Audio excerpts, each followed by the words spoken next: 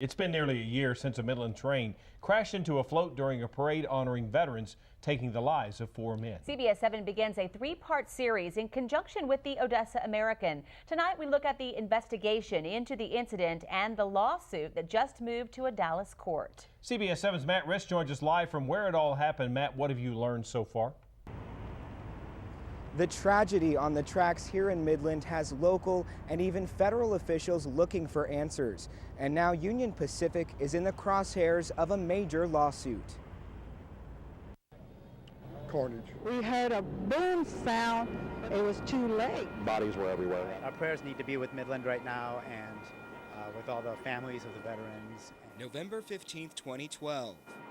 A Union Pacific train crashed into a show of support parade float during an honor parade for veterans. 4 were killed and more were injured. The National Transportation Safety Board quickly began an investigation. It's determining not just what happened, but why, and that why is critical for us to determine what safety recommendations need to be issued so this does not happen again. 1 year later, and the board announces the probable cause of the accident. Investigators point to the city, police, and organizers. NTSB says it will put together statewide safety suggestions. The city of Midland has already made changes to its special events ordinance, requiring better insurance and more communication. We felt like that these were things that were important at the time. We may be doing some more based on some of those recommendations that we're hearing from the NTSB. NTSB revealed the truck driver carrying the wounded veterans and their families was escorted for 34 minutes before the crash. But we are faulting in some way by identifying them in the proximate cause and the probable cause, the community and the organizers for a lack of planning. In that time, the driver disregarded red lights and stop signs because law enforcement gave the truck the right of way. Investigators say the truck driver is not to blame for disregarding the railroad warning lights given those conditions. That expectancy is created that his law enforcement escort is now doing that for him. It's being taken care of. Investigators say police did not have a safety plan. The city and parade coordinators did not communicate with each other, and no one notified Union Pacific of the crossing.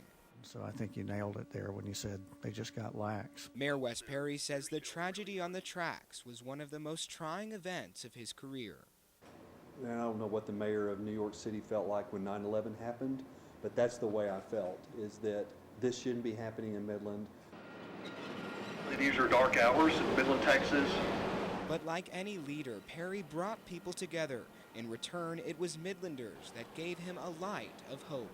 The good side of that is the community came together in a way that I was really proud of. One parade has already crossed Midland train tracks since. A lawsuit aimed at Union Pacific is just heating up. The Odessa American's John Vanderland published an investigation into the suit, which also aims at Smith Industries, who owns the truck that pulled the float. They're alleging negligence and gross negligence on behalf of those 2 companies for not doing certain things to keep the accident from happening. Such things as keeping a proper lookout, sounding the horn. More than 30 people are named in the lawsuit, including the 4 veterans who died that day: Gary Stouffer, William Lubers, Lawrence Boyven, and Joshua Michael.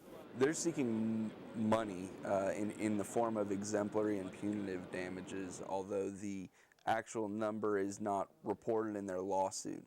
One lawsuit was originally set to appear before a Midland court, but was since dropped, with all involved tagging onto the Dallas lawsuit. The families are wanting the case tried in Dallas. That's where Union Pacific is based out of. None of the attorneys returned the Odessa American's request for comment, but Union Pacific did provide a statement. It says, quote, "As we have stated previously, the signal system worked in compliance with federal regulations. In the 15 years prior to this accident, more than 69 million vehicles traveled over this crossing with no incidents." The numerous allegations even accuse Union Pacific of destroying evidence by changing signal length crossing times. There are 124 things that went wrong, including, most importantly, that the train crew failed to keep a proper lookout, failed to be trained correctly. Some details in the legal documents obtained by the OA are shocking. It says, quote, "Through all that Gary accomplished in the military, he was able to survive and return home to his loving family.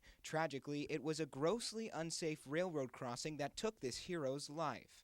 The The trial is set to begin in a Dallas district court this April. Tomorrow night at 10, the story continues. We'll hear from the wife of one of the brave men who lost their lives here on the tracks last year. She says life for her and her 2 kids will never be the same after the tragedy on the tracks. Live in Midland, I'm Matt Rist, CBS 7 News.